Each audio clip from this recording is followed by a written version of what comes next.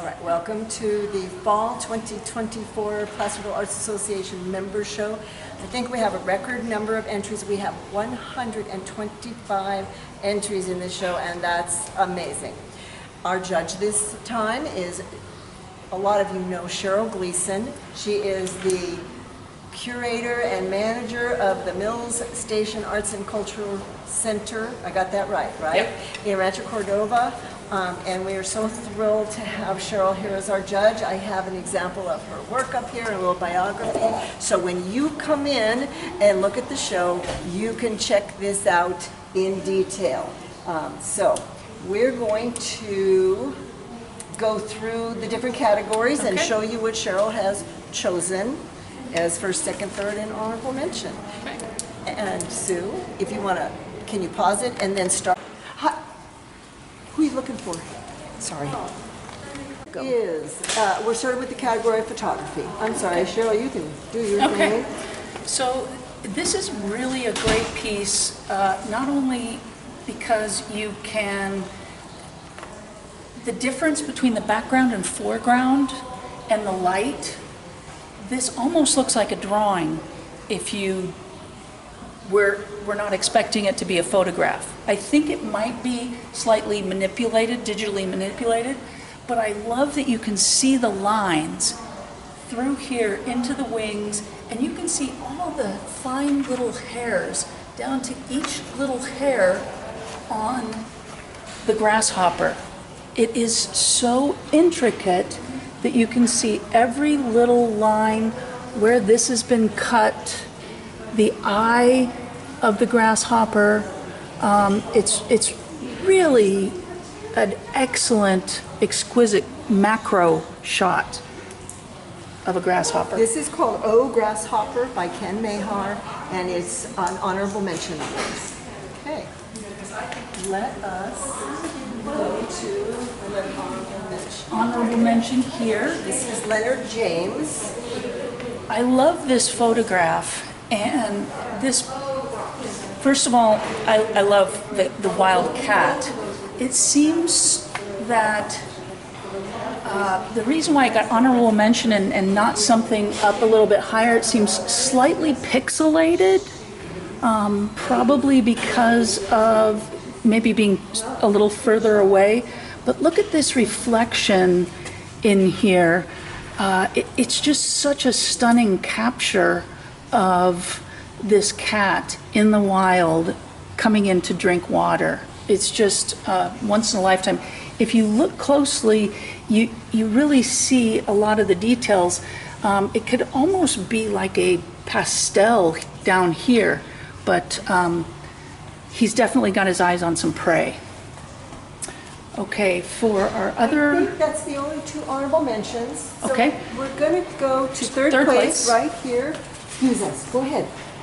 This is, third place is number 43 by Ken Mahar. It's called Castel de Saint George? San Jorge? Oh, I don't know. Okay. All right. And third place. So what I love about this is the perspective. How this is lined up.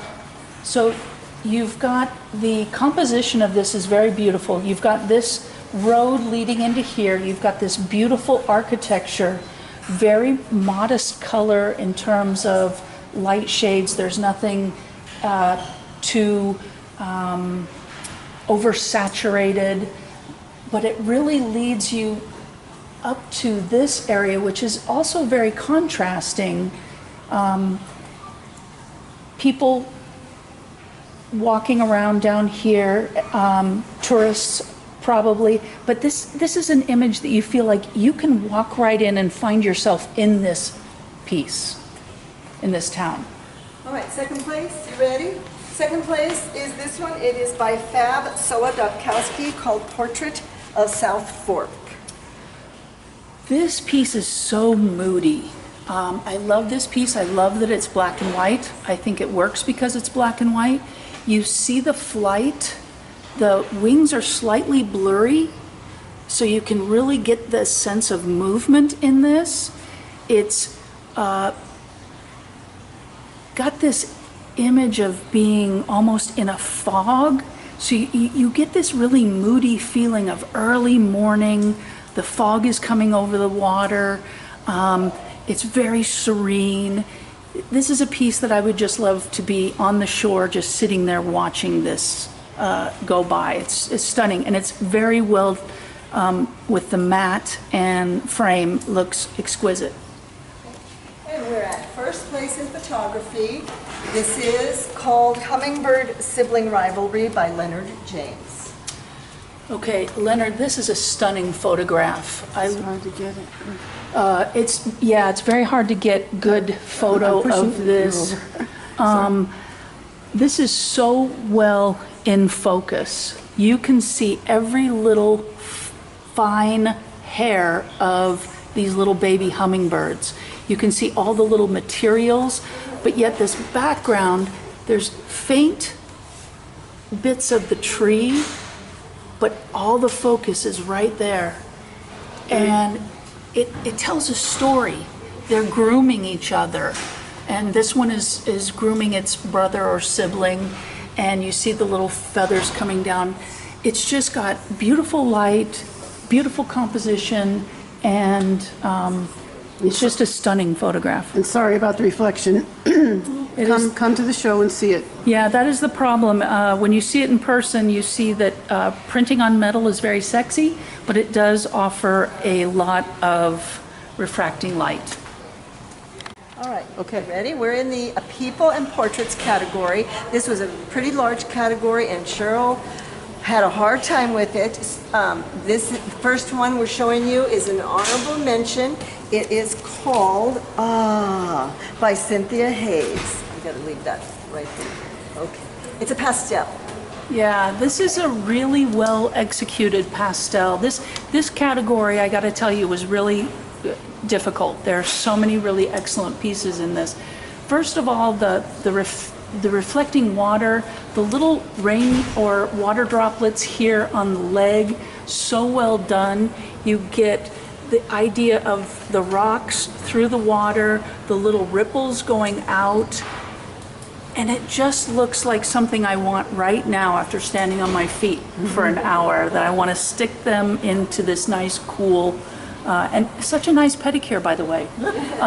It's the mat and the frame really highlight this piece, which I have to say, kudos to the artist, because this is very, very well done. Well, she's standing behind you, so. Oh, thank you. You are very welcome. Thank you so much. All right. So many people got that wrong. The matting and their pieces were so stunning, but the frame took away from the piece. This accentuates the loveliness of the piece. Okay, we have another honorable mention here. This one is by Rita Bartell. It is titled Girls' Night Out. This is just a great capture of a group of young girls. I love the sort of background is almost out of focus, how they've handled the difference between foreground and background. You see a lot more, you can see the ice cubes in the glasses here, you see this reflected. If we were to do this in a photograph, obviously the background would be slightly blurry and the foreground would be very much in focus. So you can see that that's where the focus is right here. And there's conversation, there's a story going on here. You can see expressions. I love this face back here. It's so well handled. There's just she didn't have to add a lot of detail to make it look like probably how that person really looks. It's so well done. I love this figure back here. The frame is nice. It's a very well done piece, and the colors are vibrant and rich. Mm-hmm. Thank you. Third place by Ron Hall. You're welcome. Is titled I'm Amorous but Out of Reach. Wow. Okay, so I do know Ron, and I've never seen this piece before in person, or I don't even think I've seen this one on Instagram. I really love the sort of drama that this piece has, the look on her face, and then how he's handled this, these pieces that are very abstracted as opposed to the face itself. It really brings us straight to the face, but then this gives us all this to look at that keeps us looking at the painting. So you see the kind of, I see this as sort of the flower power right here, because I'm not sure who this is, but it looks like 60s, 70s, sort of flower power age. The colors of the purples and the orange are just really nice and very striking. I like how he's handled the light in this. Very well done. Very well done. Okay, we have second place here. Gosh, let me see. Hold on, I want to get this right. This is Tomato Lady by Carolyn Lewis. It's a pastel. Boy, I kept coming back to this. This piece really drew me in. And I typically, I like pastels, but it's not something that I'm specifically drawn to usually. But this woman, the expression is so great on her face. The way that you come into this painting and you do this, it carries your eye all the way through. The little water droplets are just a little bit of detail there that really, you feel those wet tomatoes, right? You see how she's handled where the light is coming through and hitting these various spots is so well executed. And then, much like a photograph, we're not going to see the detail of everything behind, and that blurred out sort of ambiguousness is making her pull forward in such a way that it's very striking. And this could have been a very difficult spot right here in the neckline, but she's handled it really beautifully. This piece is really lovely. I really love this piece. It's really stunning. Okay, and first place in the People and Portraits is called Pondering the Past and the Future by Carolyn Cunningham. Okay, so I didn't know this was Carolyn Cunningham's, but I will tell you what is so interesting about this is if you look at it just as the portrait, it's very pensive, it's very thought-provoking, it's got some really great coloration. The greens and the purples and the pinks are used so well. This could have been actually kind of almost gaudy looking with these colors, but they're so subtle in how they're handled. But what you don't see upon is these little faces all through here make this really interesting and create a level of depth that without them it wouldn't have been a first place winner. But with those, I like to have something that really keeps me looking at a painting because I'm going to see something different every time. You ready? Okay, this is the animals category. Obviously, we're not in People and Portraits anymore. And this is, I'm trying to find the name of it. It's called Forest Protector by Margaret Kastner. It's an honorable mention. And we know that the lighting is a little tough on it, but we're trying to block some of the bad lighting. But it's kind of, oh, there we go. That's good. Let me get closer. So this is, I got to say that this category of animals, next to people, was the second hardest category. This artist clearly has a couple pieces in. This piece is so, like, it's delicate. So how they've handled, they've again blurred out this background so that you see this gorilla right up close. He has such a expression, and the ear, you see all the little hairs. You know, the hand over here, like what is he kind of wanting to hold on to, or almost giving himself a half hug there? The coloration in here for the shadows are really great. The face, his stare, just like a real gorilla, is so mesmerizing, and that's what this does. This gorilla mesmerizes you.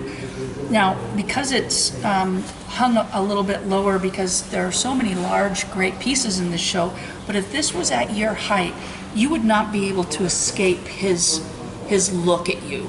It's very well done. Okay, we're over here. This is another honorable mention in the animals category, and this is called Fatso and Skinny. Carolyn. I'm good. Keep going. You're good. By Patty Cisneros. This one. She likes this sculpture, the drinking fountain. Patty Cisneros.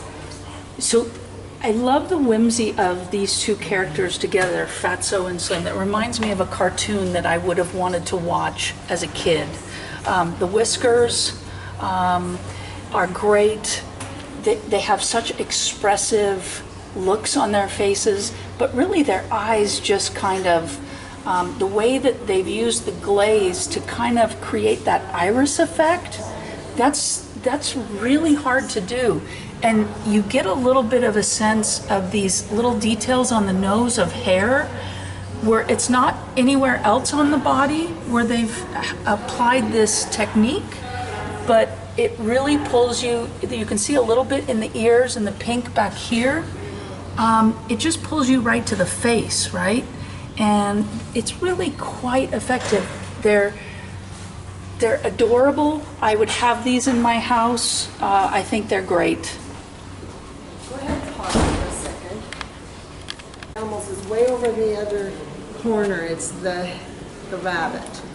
Do we want to do that now and then move up back over here? I don't want to walk over there, but yes, we should. Yeah, do we it. should do it. So I'm telling you the truth.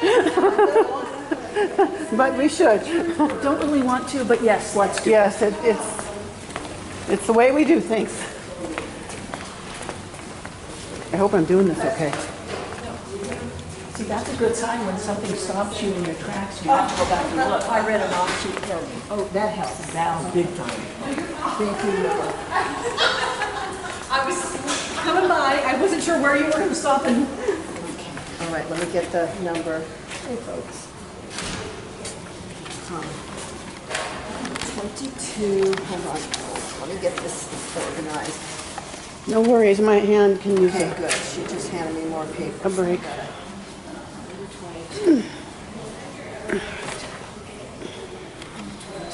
Whenever you're ready. Okay, hang on. Stop. Back that way. Oh, Cheryl and I are both. Cheryl and I are both limping. This is not a good plan for a 3-doctor day.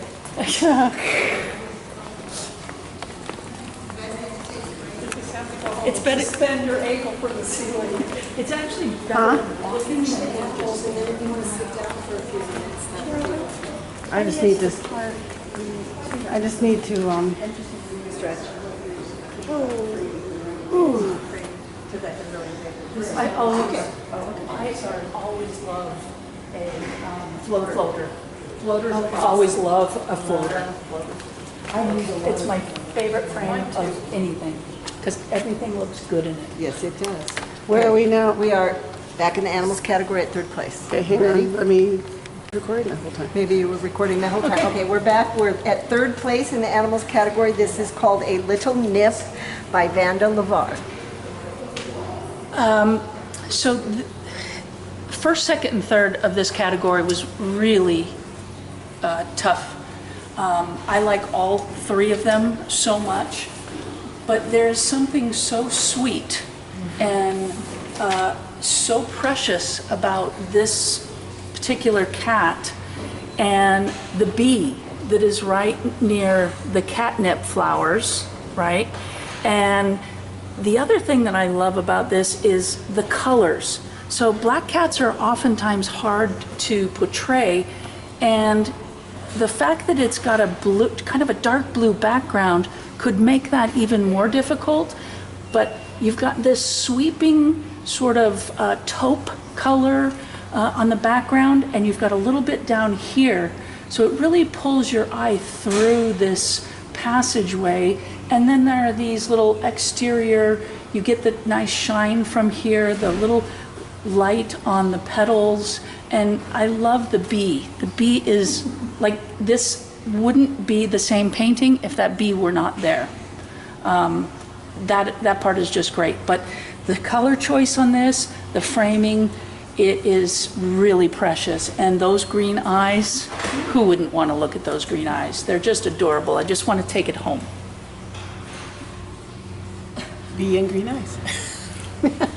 All right, second place in animals is by Emily Grandy, and I'm probably saying the name of the bird wrong, but it's Jackanaw, I think. It's called Jackanaw and Friends. So I had a really hard time between first and second in this category. I kept coming back to this bird because it stands out so well. The color usage in this piece is just phenomenal. But what's really extremely impressive to me is the layers of distance. So you've got this blurred out background, you've got a middle ground, and you've got these leaves that are literally look like they're kind of coming out, and how she's used and treated the execution of the edges of these leaves are so fabulous. And this doesn't have a lot of detail, but you really read that as feathers and little bits. There's such fine, great little brushwork in this, but that blurred background, this bird just comes out at you. It's stunning. It's absolutely stunning. I just love this piece. Again, I had a hard time whether this was going to be first or second. I could probably go back and forth all day until the day that the show comes down. And I would like to add something. It is called Jackanaw and Friends. Have you seen the frog? I didn't see the frogs. Frogs. That's why it's called Jackanaw and Friends. I did not see them. There, I knew. I'm so fascinated by the way that she did the foliage that I didn't even. Kind of blend right in. They do. Well, as they do in nature. Okay, and first place in animals is called Eyes Are On You. It's a scratch board by Shirley Isola. Technically, this person just did a fabulous job with the treatment of the fur of the cat, the coloration. I mean, these little tiny of this back arm and this forearm right here. You can see the separation of the fur where you get that little bit of darkness in between there. The mouth and the whiskers, the eyes are so piercing. The wood looks like really great wood grain. This is just technically and visually done so well. And I'm glad there's no wood over here, because that would have ruined the whole thing. So leaving this as sort of an ambiguous black, that helps this out as well. Go. All right, we're now in the landscape and seascape category. This was a huge category. Probably, it's usually the biggest one we have. We're going to start out with our honorable mentions. This is called Summer Marsh. It is an oil painting by Roma Turoff. This is a great painting. Again, I'm going to mention that on this, the frame and enhances the painting. Oftentimes it can take away, but this black border with this, it enhances the painting and really draws your eyes in. They've done really well at creating foreground and background, good with the shadows and perspective of this. It's just a really great Sweet, well done. I love the little bit of thick treatment of the sky to give it a little texture. This area right here, this is my favorite part of the painting. And you just feel like you can come into this marsh. I have another honorable mention here. This is called Sunset Beach Road. It is also an oil by Michael Fritchie. Yeah, I had a hard time with this because this is an excellent painting. The colors of the foliage in here bouncing off this yellow sky with these 3 green blues in here. The use of color in this painting is really, really well done. That's, I think, what makes it so stunning. It's a very simple landscape. There's nothing, that we've all been down a road like this before. I like that it's more about coming into this way. The fence isn't distracting. It's more about the colors of this for me and the way that the paint has been applied. It's thick, you can see the brush stroke, but it's not impasto. It's just really, really lovely. Okay, all right, this is another honorable mention in Landscape Seascape. It's an oil painting by Barbara Davies titled Lupin's Folsom Lake. I thought I had been here. Yeah. This is just really well done. It's the skill level of this artist is very good. The coloration is great. How the pathway takes you back through the painting into these mountains, which are very subtle, but then that tree line touches you, and then you get over here. There's just there are little pieces of this painting that your eye goes to, and there's just such great use of color, and I can see where they've done a color underneath to start, and they've let that bleed through a little bit, which gives this extra shine and vibrance to the painting. So this was not painted on a just white canvas, because this would look a whole lot different. Areas where the little leaves pop out at you, the little lupins peeking behind the grass, the foreground, they're a little bit brighter coming at you, and as you go back, they sort of drift in, but you can still tell what they are. Just really well executed. All right. This is our last honorable mention in the Landscape Seascape category. This is called Santorini by Su Wickersham.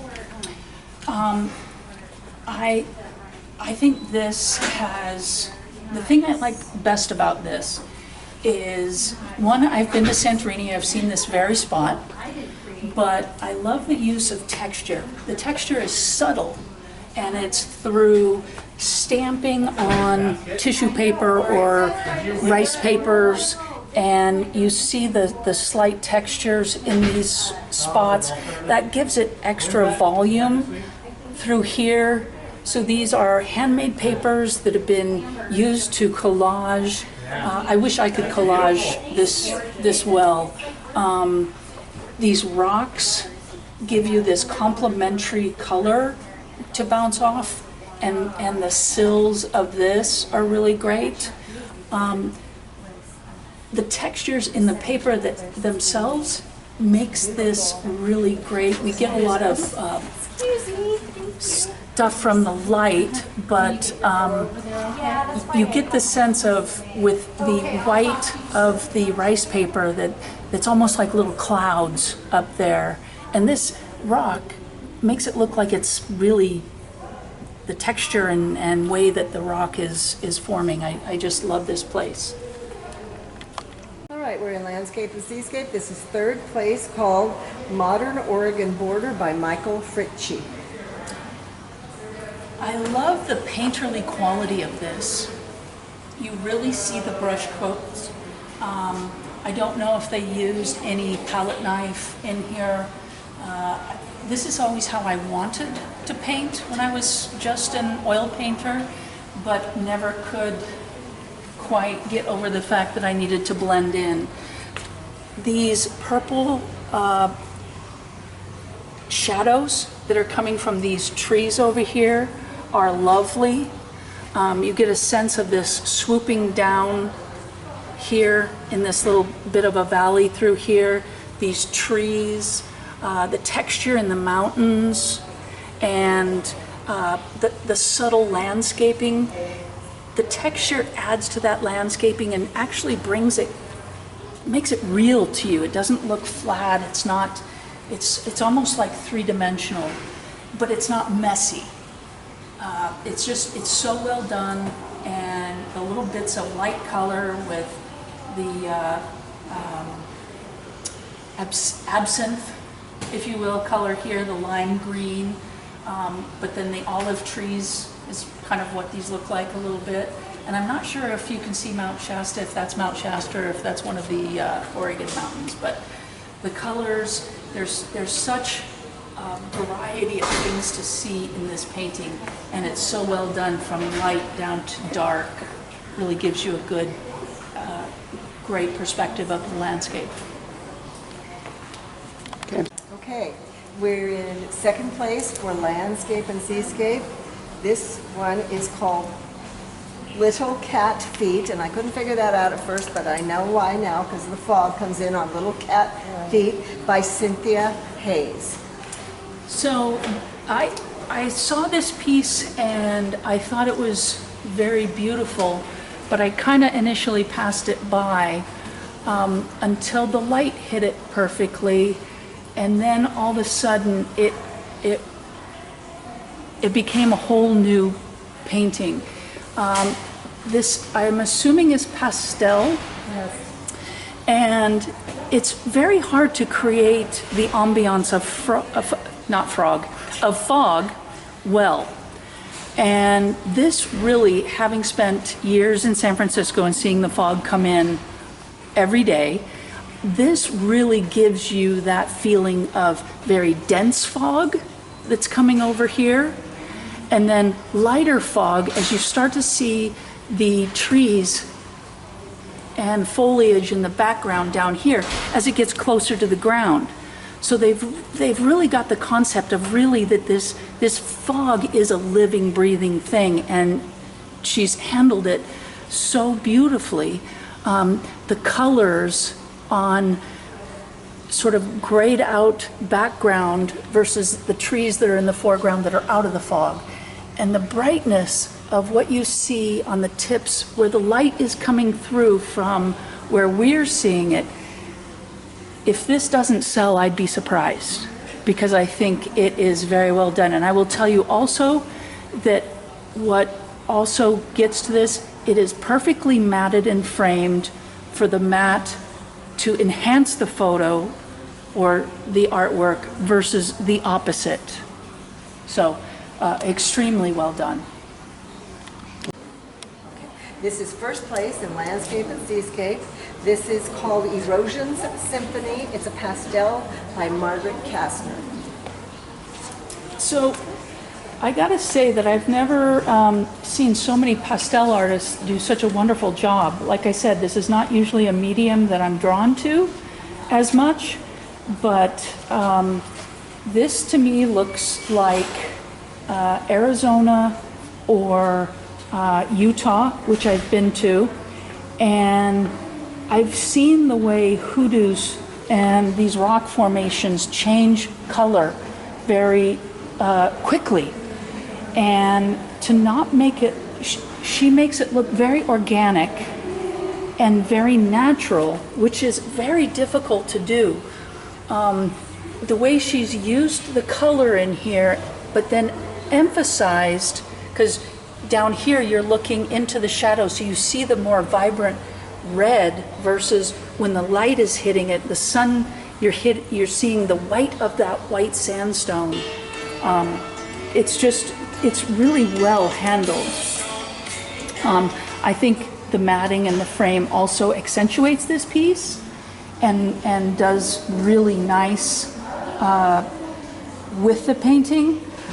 It's just, this is a painting that a drawing that I would have in my home, and I'm not that big on, I will tell you, I'm not that big on traditional landscapes, but this is very stunning, how she's treated this.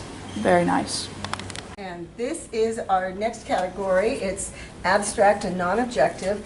Honorable mention goes to Carrie Repking, titled A Day in the Life. It's a mixed media piece. This is very intriguing. I don't know if you guys have seen the movie Silo, or it's actually a series, but that's kind of what this piece reminded me of. And if you haven't, it's a very good show.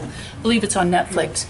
But it's about these people that are living underground. And this is what this reminds me of, is these spaces underground, and everybody's got these different floors and different places.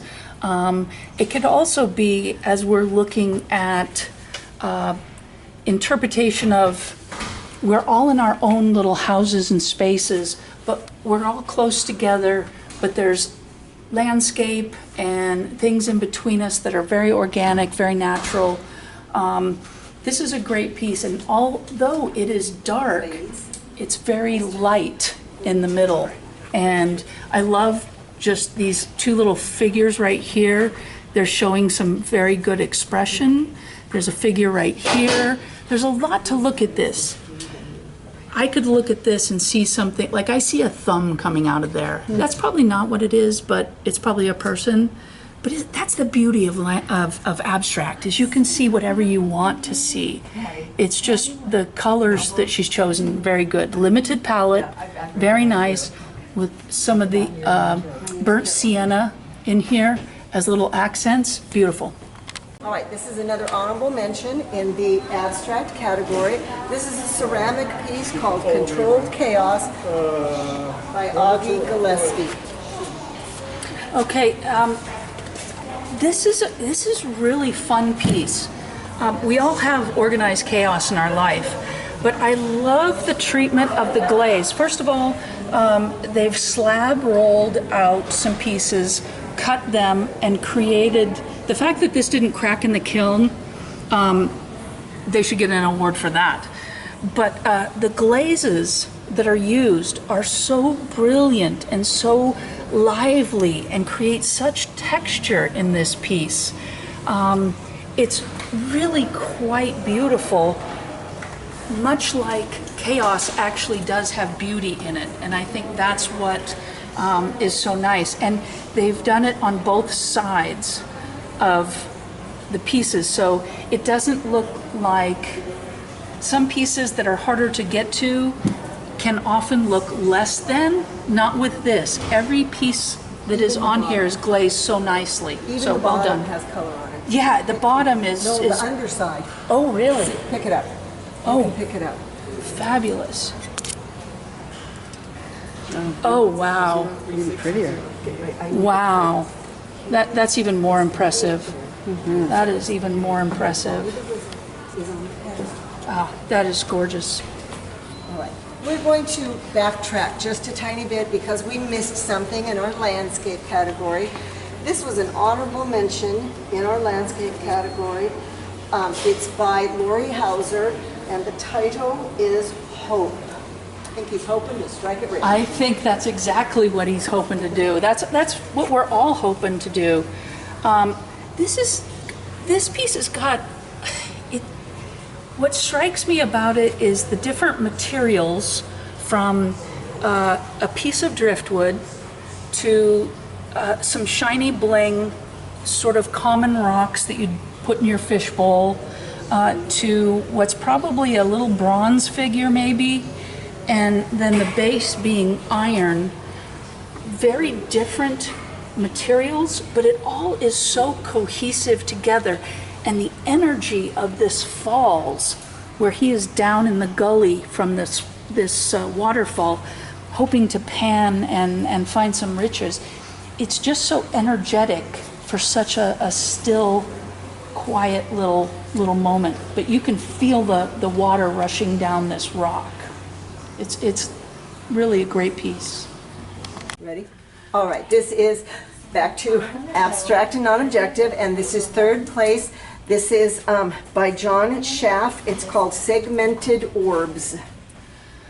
So I get a lot of different things from this piece, and I think that's one of the things that I like about it.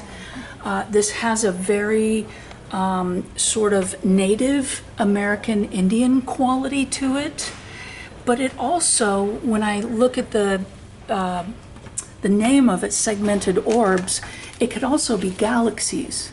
And when we think about galaxies, we have things like horses, and we have, you know, things that make up through the stars. But this looks like almost like a bear, that leather piece in the background. But upon first look at it, I got this really great American Native quality. Like each one of these could almost be individual tribes, individual households, individual groups of peoples, different insignias. I think it's a very interesting and easy to look at piece. I really like it. Okay. Thank you, Cheryl. Second place in abstract and non-objective is this little triptych called Defining Moments 1, 2, and 3 by Carolyn Cunningham. I love the energy in this. The colors are nice and subtle, but the black gives you some, not only a little bit of tension in it, and whenever you use red, that always gives you tension, red and black together, just for whatever reason, automatically.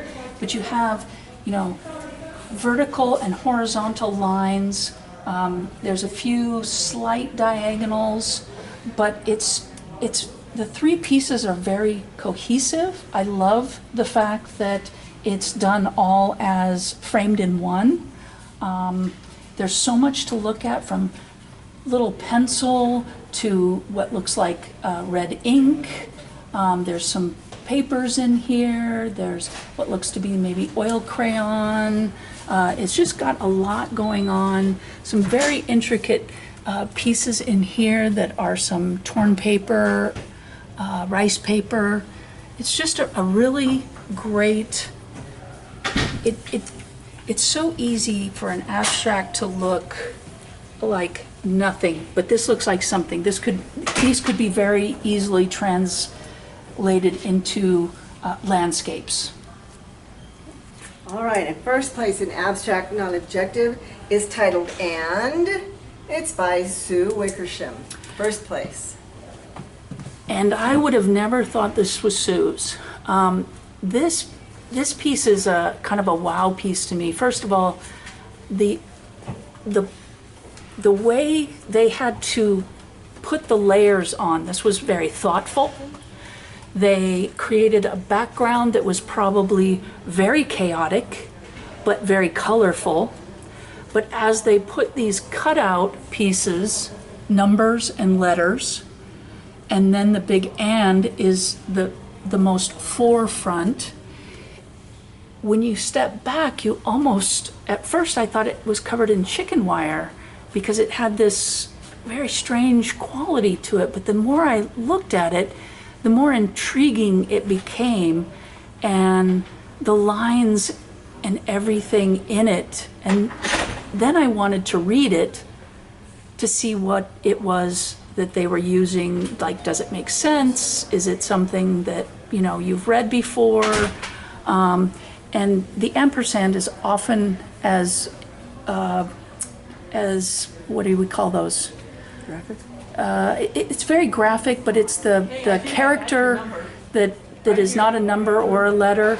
It is probably the most well used in art because it is so graphic looking. So love this piece. Love. Okay, you ready? All right, we are now in our, that's okay, folks. You want to come by? It's okay. Okay, we're in the category called Still Life and Floral. This is our first honorable mention. It is called Ikebana Style. It's by Valerie Bai. It's acrylic. I love how this artist has treated the background. There's almost like squares at the bottom, but then it flows into a different style as you get up to the top. And there's something very, when you use gold as a background, much like 15th, 16th century artists, it really flattens things out. but the way she's treated the background, it doesn't become as static and as flat as if this were just solid gold. It really gives the picture and the image some depth. Like you can see the line here creates a foreground background. Really beautiful colors, the complementary colors with different greens sitting on the very traditional Japanese style of board. This is a lovely piece, very lovely.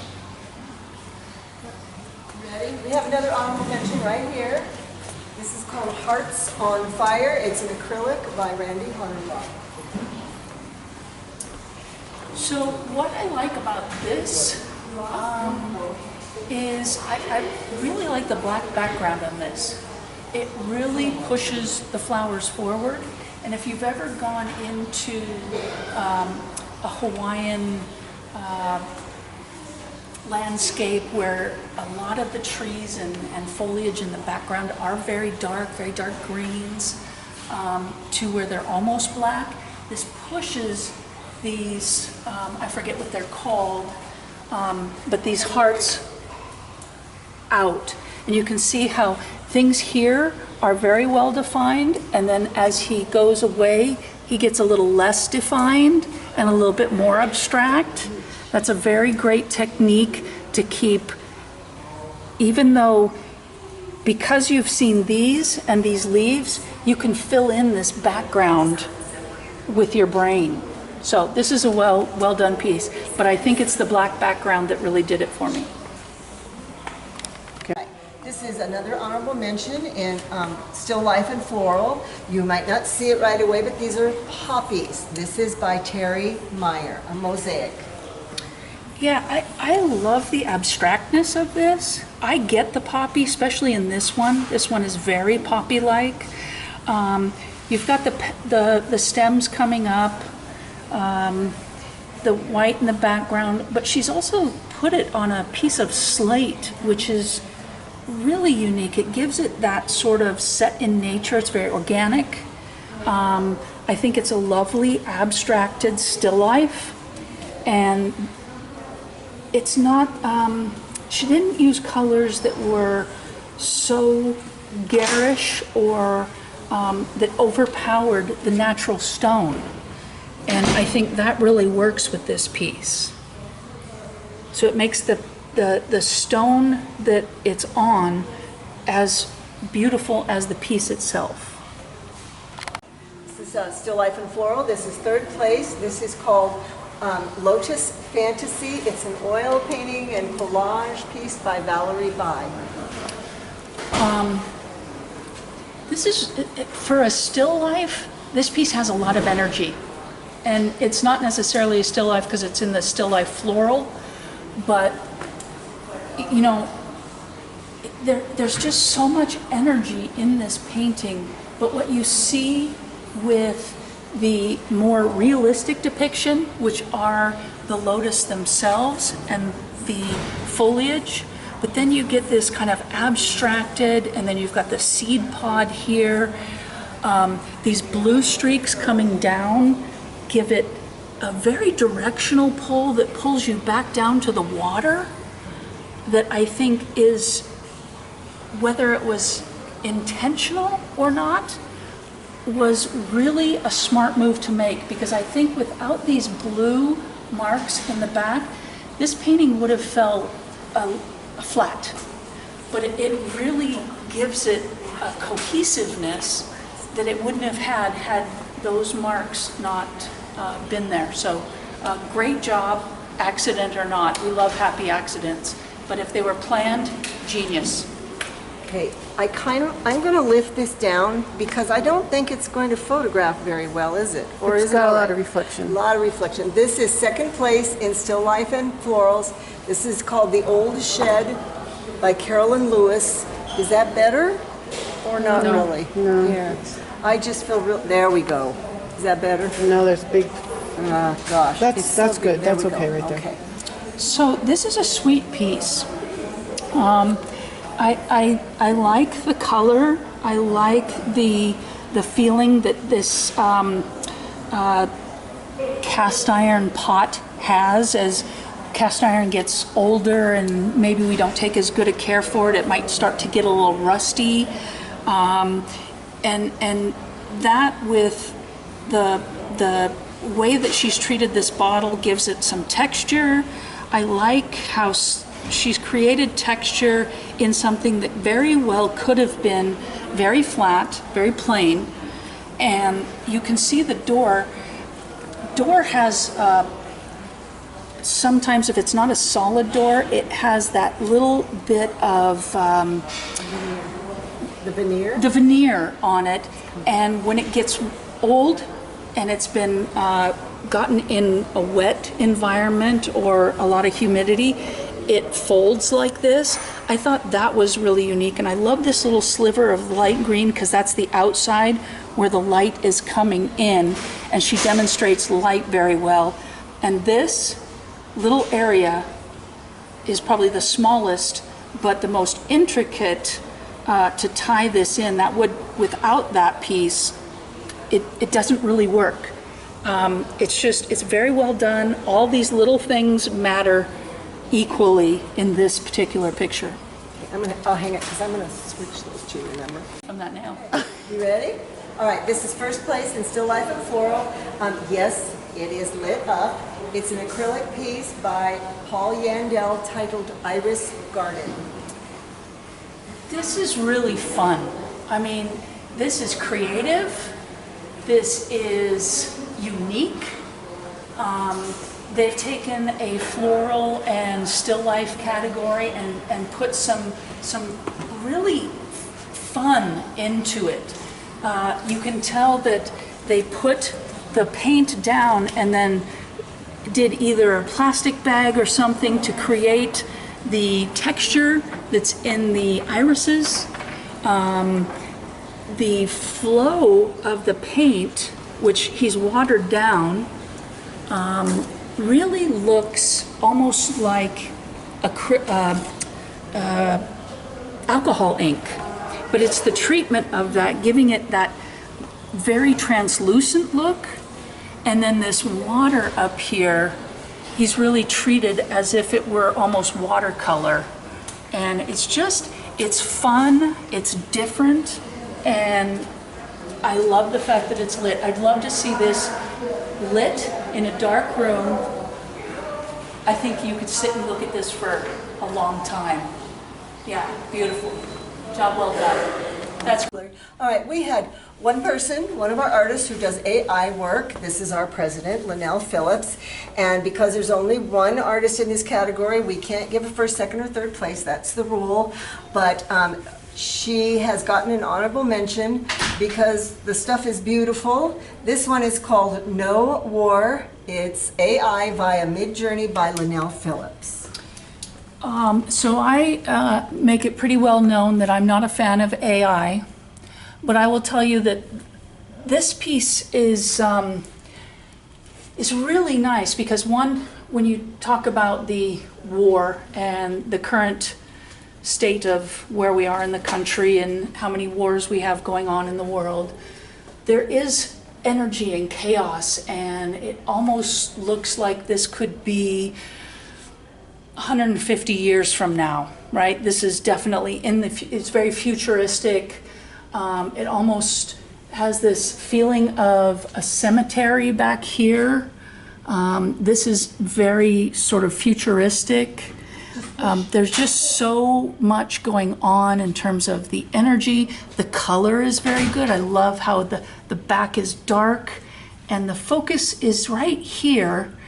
And I'm a really big fan of a nice sphere because that's what drew me in and drew me up through the rest of it. And then you start to see all the other little bits.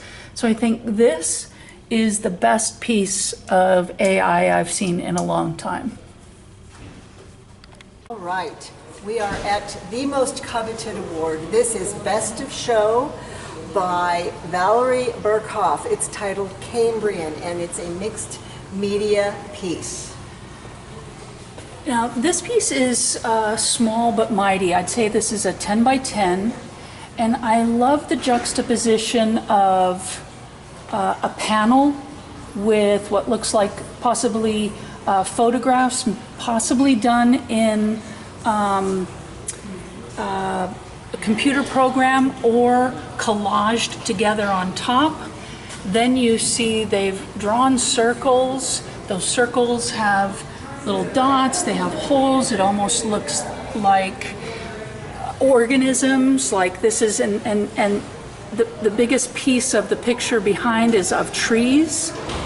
And her hair being red, it's almost like she is one of this, part of this giant redwood being, you know, that this is where we come from. The look on the face is very captivating. It shows a lot of emotion. The picture itself, the fact that it has such depth in this glistening, but not one application takes over the other. Obviously, the three-dimensional captures your attention first, but everything else has its own unique qualities, and you can go through and look. Like, I love this little splatter down here, and there's such an iridescence. Even when I move my finger like that, you can see the light change. It's almost like it's magic. This is just really a stunning piece.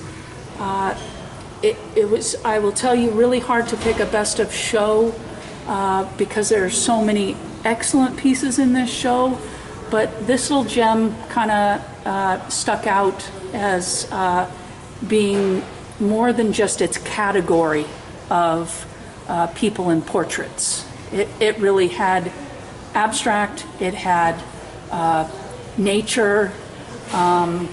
If these were organisms, it has animals. It's almost like it took everything, still life and florals, because these are flowers here. It encompassed everything in this show all into one piece of art. And the colors are really stunning. Love the green, the play of the dynamic complementary colors. So Valerie, great job. Okay, I just wanted to say thank you to Cheryl. I wanted to say thank you to all the fabulous artists and also all these people that have been helping today. I think we're going to Volunteers are amazing. Volunteers are amazing, and I just appreciate everybody's help, and I really appreciate you coming down because we think you're pretty awesome. I have to come up though. Oh, up, sorry. I gotta go back down. Now she's got to go back down. All right, thank you. And Sue, thank you for videotaping. All right. All right.